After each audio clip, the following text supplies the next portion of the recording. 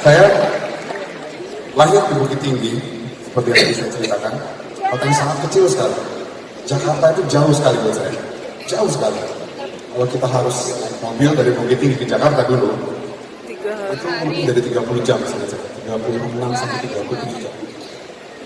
Dan saya sangat menikmati setiap perjalanan dari Bukit Tinggi ke Jakarta, Bukit Tinggi ke Jawa. Karena kakak-kakak saya sudah lebih dulu merantau ke sini, kuliah, bersekolah di sini.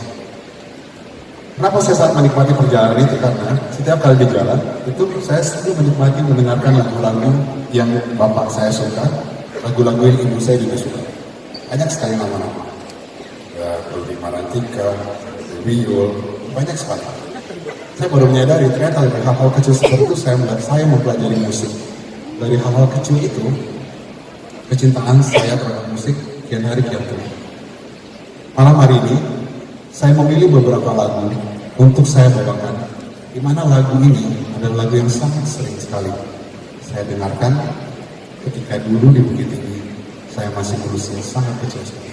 Selamat menikmati.